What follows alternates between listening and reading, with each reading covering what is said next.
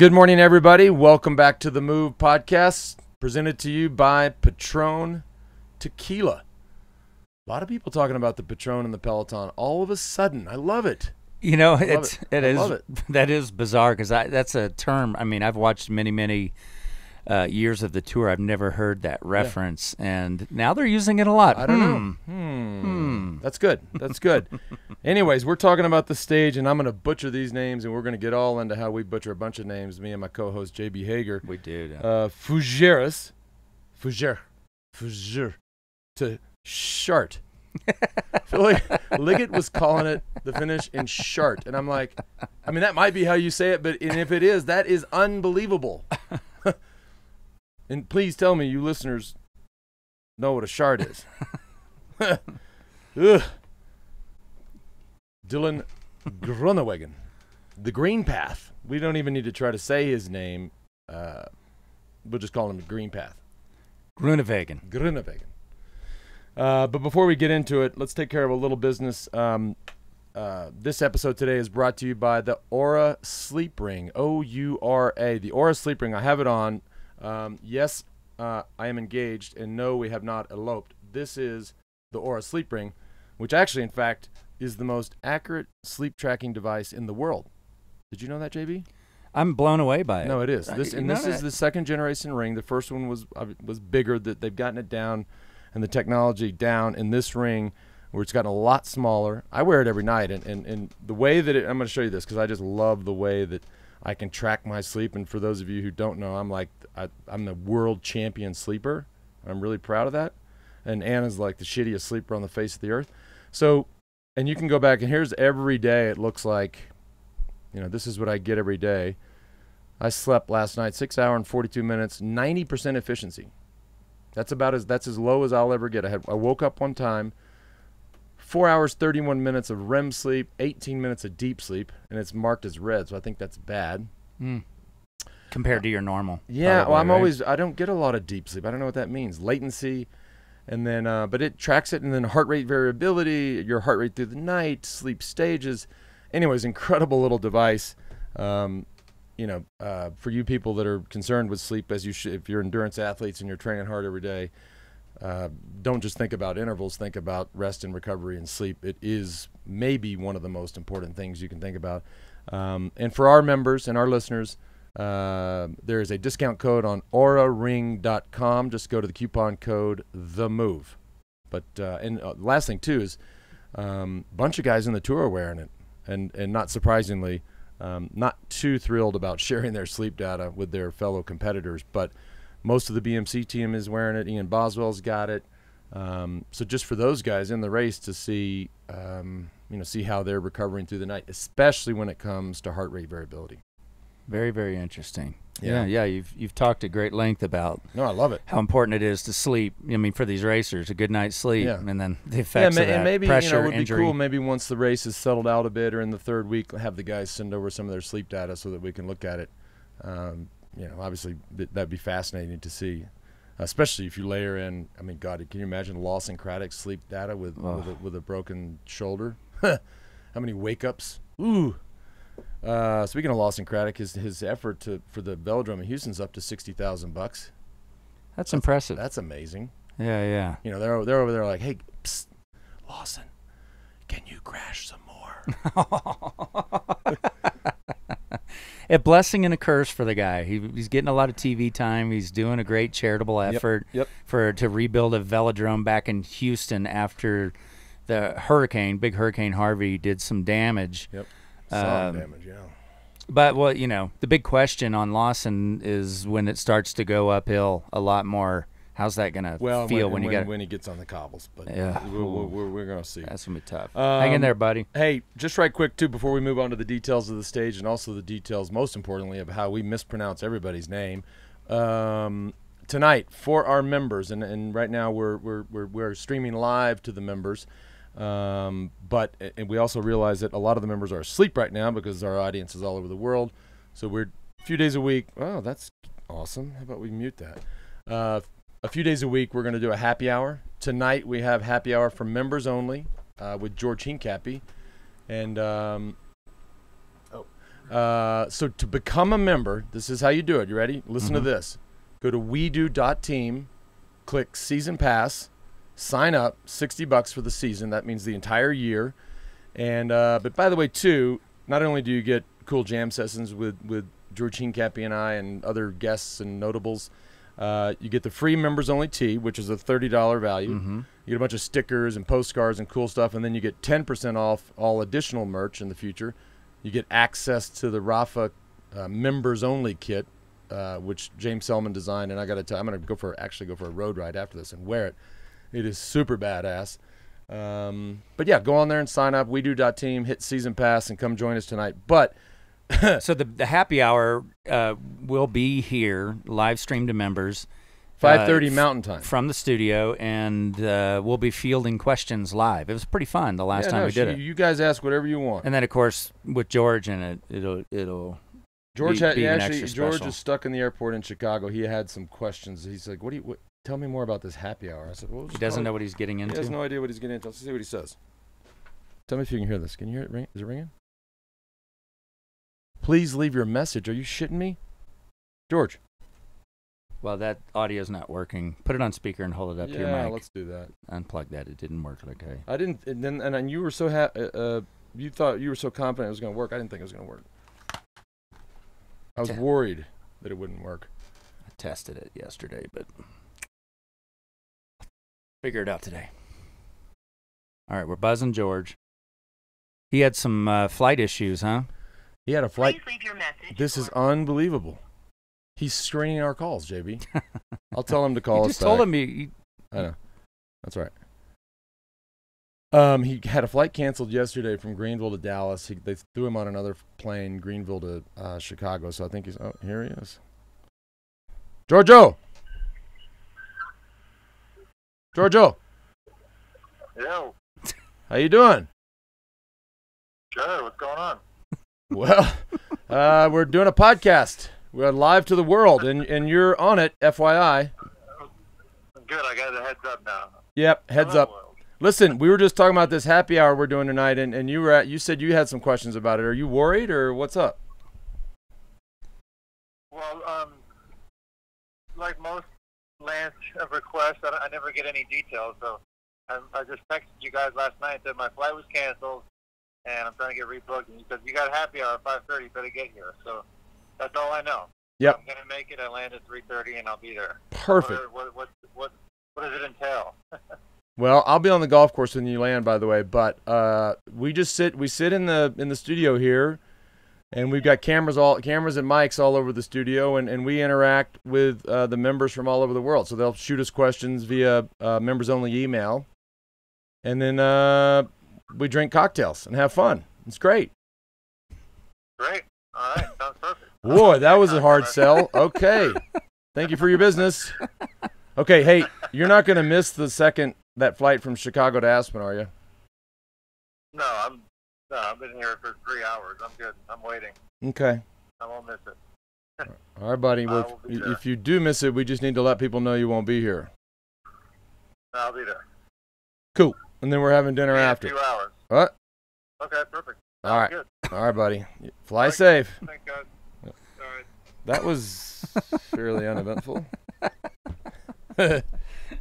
We'll get him to loosen up by happy hour. Mm-hmm. You know what I mean? Yep. Pour him some wine before it starts. All right, JB, let's get into the stage today. One thing. Wait. Before we start the stage today, we agreed to talk about. Yesterday was very controversial. We were going to discuss the Dumoulin thing before we just talk about today, because you're right. It, obviously Dumoulin, a GC contender, penalized 20 seconds. He had a flat at a front wheel change at 5K out? Somewhere around there. Used the team car to pace back in. Yep. And they penalized him 20 seconds. Well, he was already penalized because of the flat, so he lost. He wouldn't have lost. You just have to assume he would have stayed with the leaders. So he already lost the minute because of the flat, and then I gotta say, I mean, I don't agree with this one. I watched. First of all, I watched the world's slowest wheel change yesterday, and then two, I saw him coming back in the cars or with his car. No part of me while I watched that yesterday said he's got to get a penalty. I mean, right. That's what we do. And to throw on an additional 20 seconds, I don't agree with it. Of course, there's nothing any of us can do about it. Seems a bit arbitrary. We got an email that pointed out that Jacob Fuglsang did exactly the same thing. Crashed and used the car to pace back in. And that was from what, Walter? That was from Walter, from Holland. That's right. So he's clearly not happy because his guy got dinged another 20 seconds. So he basically lost a minute 20 because of the flat and the penalty. But Walter, if it surprises you that the sport of cycling is inconsistent, okay, I have news for you. So, I'm honestly I'm a little more concerned about is that there's actually Mini Coopers in the Tour de France. That's just there cannot be a team car, cannot be a Mini Cooper. Well, you think you'd want a taller car if you're going to try to pace back. Yeah. So there's a few variables that came up. One is, God, where am I going with this? I don't know. So the officials for the first time this year, the first time ever this year, can use video to make a determination on a penalty. That's a new rule. Right. So then The becomes judges. the question. Well, then where's the video of Jacob Fuglsang? Right. So that's a variable. But then also, does Dumoulin and his team make a decision? Go, I'm behind a minute. I can pace back in and take a 20-second penalty, or lose a minute. Oh no, but hang on. If he doesn't have the car, he loses a lot more than 20 seconds. So you net, if they're going to apply the rules evenly, and that's the rule, and that's the decision you're going to have to make, you absolutely do that. You make that decision. Yes, I mean you can't, and not to mention how much easier it is. So A, you're going to lose more time than 20 seconds, and B, it's going to be a hell of a lot harder for the next day and the next day and the next day. So. But the is I disagree. They've done that in cycling forever. We're talking about one of the GC favorites. Later on in this race, you're going to have these as we called them in the day, pannekuchen, these pancakes, these wanker riders that are going to be in the back, that are going to do that all day long. Mm-hmm. They're not going to get penalized because they're not on TV. So historically, one of the beauties of cycling in the Grand Tours is there's kind of these gentlemen agreements, right? And if somebody is off the back by no fault of their own, they historically would look the other way. Mm-hmm. Am I describing that correctly? Yeah. And so now they're throwing down penalties. Yep. I don't know. Is that an effort to make it more exciting? Listen, JB, I cannot explain / justify decisions made with the UCI, with the Tour. It's like throwing darts. Okay, that's just. And we have to know that and get used to that, and it's just that'll continue to happen. It's just an inconsistent playing field in a lot of ways. Okay, now we can talk about today's stage, which was the longest of the day, tour. 143 miles, 231 kilometers. Really kind of pretty boring and slow. The guys were, I knew I had a sense that it was going to be a boring day, so I set my alarm even later today, and I got up and they still had 50 miles to go. They were 20 minutes behind the slowest projected time, which is, it clearly indicates that they were just chilling. And there wasn't. The other thing I expected to wake up and see is your usual break of 5 or 6 guys. With 50 to go, 90 miles into the race, there's still no breakaway. There was one effort to split it up. We saw it break up to 3 different groups. It came back together pretty quick. That was it. Then. Yeah, it was pretty uneventful. It was short-lived. 90% efficiency. Yeah. But look, I mean, and I have to eat a little. I got a little egg on my face because we got asked the question about Groenewegen early on in the first week about his chances to win one of the field sprints, and I just flat out said ain't gonna happen. And that he was motoring today. Yeah, and he crossed when he crossed the finish line. He was giving it the shh, and I that was just. I know maybe he was talking. I don't know who he was talking to, but I was like, okay, I'll shut up. You got me there. And not only did he, it wasn't like he got lucky. I mean, that was a power sprint slightly uphill. He was dominant. I didn't even catch that. Like he's like right after the finish line, he's like, like he's I don't know who he's talking to, he's but hushing his haters. I'm taking it like he was talking to me. And so you know what, Green Path, I'm gonna shut the hell up. I stand corrected. So good job, and for that. He has to be our patron. I mean, that was such a dominant sprint, so powerful. I mean, even at the end, the space he put between himself, Sagan, and Gaviria was impressive. Yep. I mean, to have Gaviria second, Sagan third.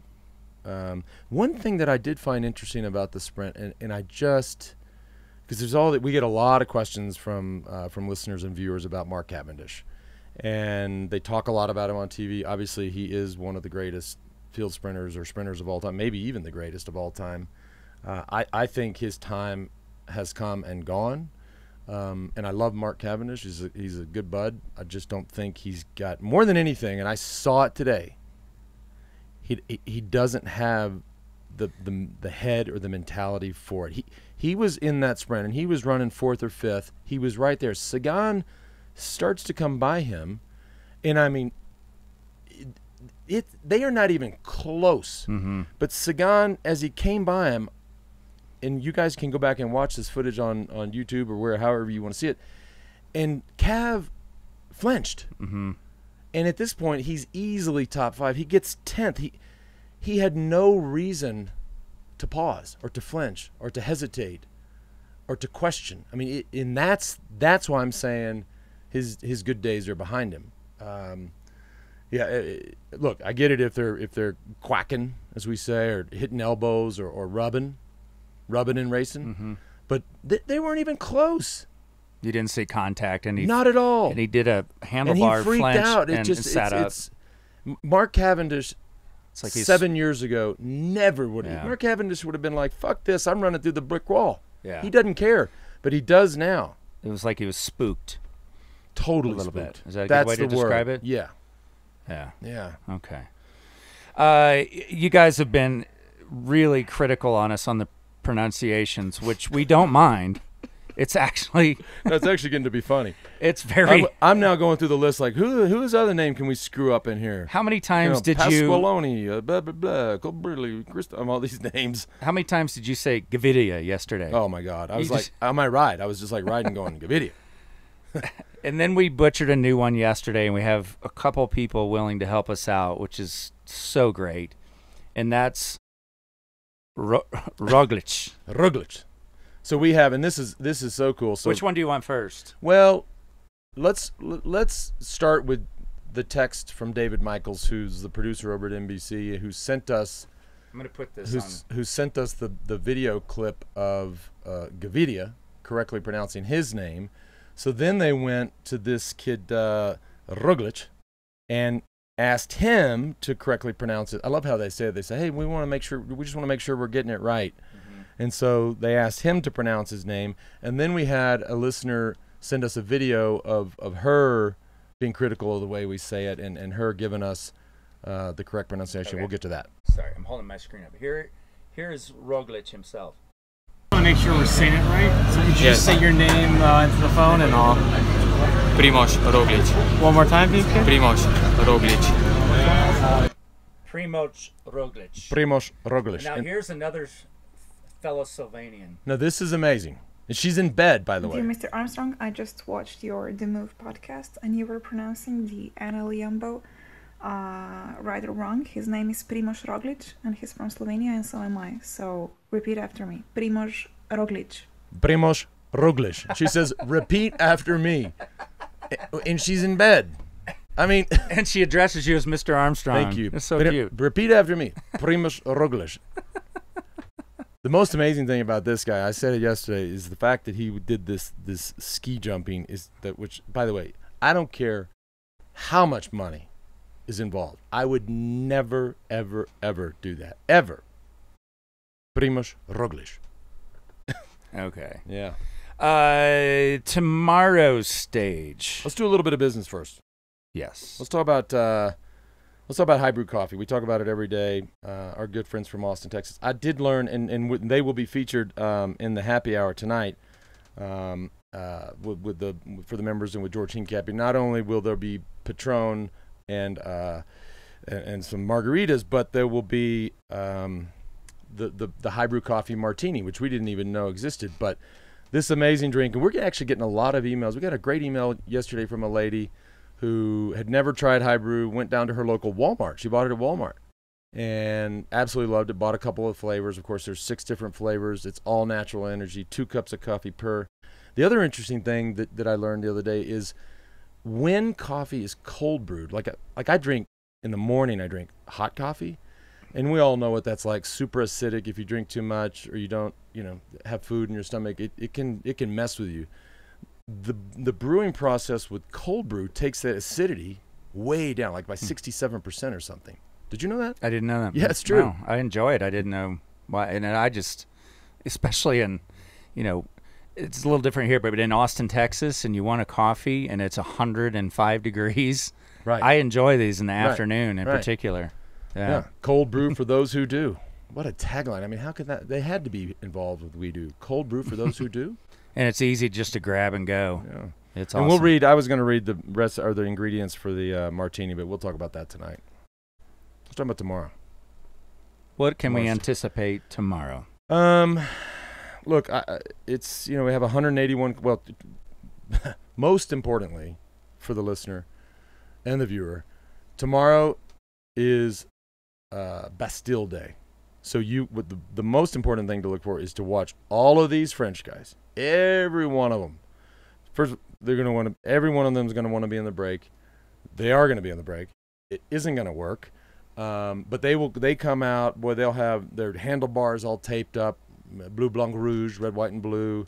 I mean, they change the shoe. It's going to be. It's like our 4th of July. It's a big deal. So watch them tomorrow. They're going to. It'll be a show. They're going to go for the French riders. Crazy. And I asked Lance when we were talking about that earlier this morning. I said, "Did you ride harder on the 4th of July?" Negative. I don't know why that was funny to me. Negative. So there's in the stage itself is I think it's fairly uneventful. I check the weather as I do every day. It's sunny. There was some wind today. I don't know about tomorrow. You pointed out some things on the run-in. Yeah. So this one's actually.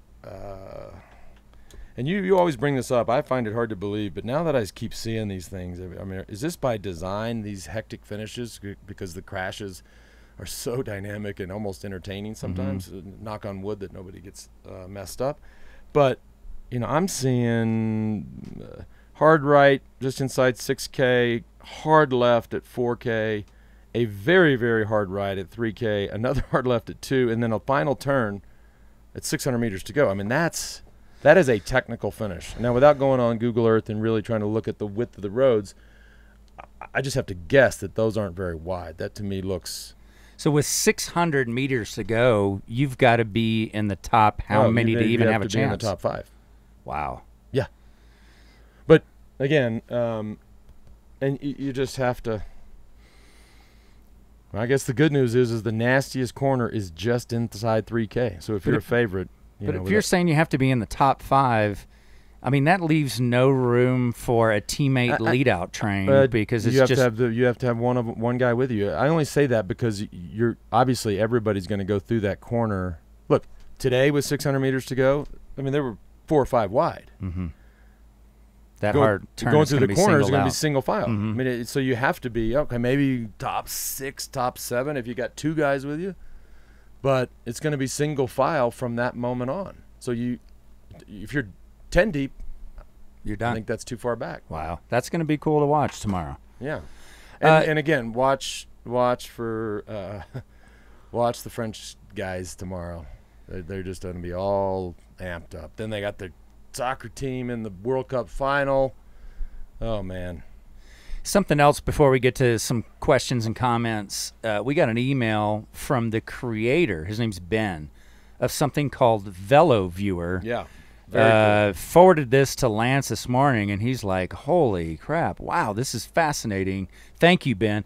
This is basically taking a lot of Strava technology, and this is what the directors in the team cars have, and it gives the directors this 3D profile as you go view that we've never seen before. It's pretty fascinating. Yeah. No, that's just an example of with technology now with mapping And profiling, it's our answer to that back in the day was to preview the stages. And now you just sort of have it virtually right there on your iPad or laptop. It's incredible. Hello, Lance and JB. Just want to give you a heads up that we sell Power Dot kits at both the Gorsuch Ski. Am I saying that one right? Gorsuch. Yeah. Gorsuch Ski Shop and our Boot Lab Cafe on the Gondola Plaza right here in Aspen.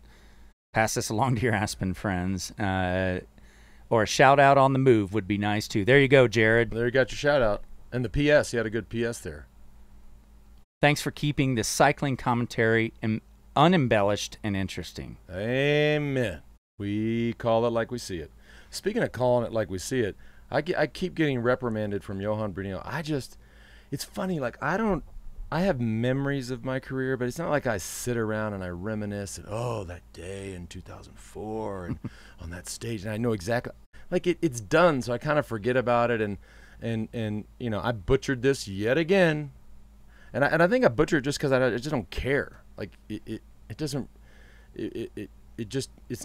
not something that I sit around and get off on, and so it's I mentioned, and the only reason I bring this back up is because I couldn't remember Roberto Conti's first name, that's a bit disrespectful in my opinion. So we were reminded a bunch by people and listeners, but the guy who helped me get over that stage, which by the way was not in 2001, was in 2000.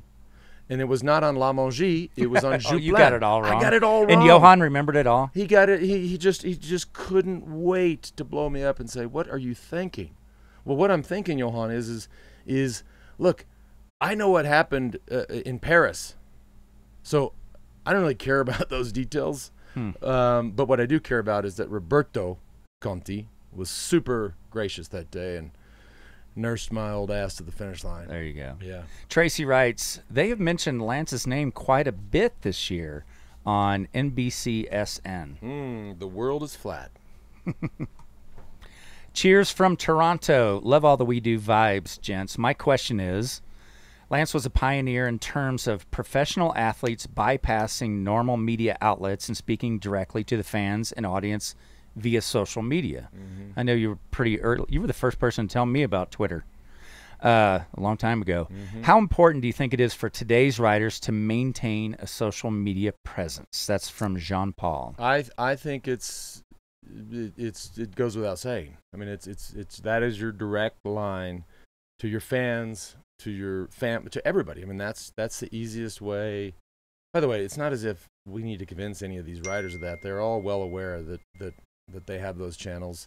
In my day, Twitter was really the only thing, but now with the rise and now the just clear domination of Instagram, so easy. So I think, look, I'm not a fan of whatever Taylor Finney, those things he posts, but we went into this last year. Like, I wouldn't give that content. I would give that content to NBC, whether we like it or not. I would absolutely give it to them. But I would give it to them via my social media channel, so that they had to tag it in. When you watch Good, Bad, or Ugly, when you watch it on TV, that's an NBC clip. That ought to be a Taylor Finney clip that NBC poached, so that the viewer has to sit there and look at Taylor Finney, and then if you're trying to drive traffic and build followers, that's his content. But it's not their content; it's his content. Unless they're paying him. Yeah, that's a good question. Hopefully he's getting paid. I doubt it. I'm going to bring up Lawson Craddock again. Obviously he's injured, suffering with the broken scapula. But Andrew writes in, he's a young rider, and what he's doing out there in the tour is pretty impressive. With this much attention and judging purely on what the ability to suffer might mean, what do you think he could do in the future? Yeah, I mean, Lawson, I've asked him this question directly. I said, do you see yourself as a tour contender? And his answer to me, dead serious, is yes. So, far be it for me or anybody else to discourage that. We will support that. But that's the most important thing, is that what he thinks he can do. He's had an awful lot of bad luck. I mean, he not only obviously, stage 1 here with the broken shoulder, But what I saw him go through last year with this unbelievably ill-advised training program by this fucking bonehead Jonathan Vaughters, it was mind-boggling, and it ruined his season. And so it took him a long time to recover. He's gone back to his old coach, Jim Miller, thank God, and he's back on the right track. Most importantly, he feels good. Obviously, he's suffering now with this injury, but just things like that. I mean, that's an entire year. I mean, a year out of somebody's life, that's a big deal. Yeah. A year out of a cyclist's career, And a prime. I mean, that might be 10% of your chance. So, and by the way, Lawson got on the phone. He's been listening, which we appreciate. Hey, dude, keep hanging in there. And he got on the horn and said, "Get me one of these power dots." yeah. So how's that going to help him out? Well, we'll see. I mean, he'll certainly tell us, but, I love the device. I talk about it every day. I loved it so much. I invested in the company. And they're cranking. I love hearing that it's actually working, that people are going to powerdot.com/themove, getting 25% off, signing up to get a free unit every day. So these guys are crushing. This is one of my favorites. This will be the last one for today, I think. Yeah, I got to go bike riding. Baptiste, who wrote in, has been writing in every day. We appreciate it. We talked about the Tom Dumoulin thing. Baptiste is in France, and he writes, "What is your opinion about intercourses during events like this? Did your wives or companions travel with you on the tour? Any part of it? Is it good or bad? The intercourses. Are you having sex during the tour?" Is what he's asking. I can't even believe you read that out loud. It's a great you question. You didn't even give me a heads up. I wanted to surprise you. That's unbelievable. He wrote that in English, obviously. Yeah. Intercourses. Do riders have intercourses during the tour? I don't even know what to say about it. That's amazing. No, the answer is no. First of all, I mean, there's at least in my day, and I'm pretty sure that's still the case. There's enough people in this traveling circus, in and amongst every team, upwards of 40 or 50 people between riders and staff and PR and et cetera, et cetera. They're not throwing in 8 other wives or 8 other girlfriends. It's just I love. That's unbelievable, that question. Have you never been asked that question before? No. Huh. No, I haven't. And the answer is no.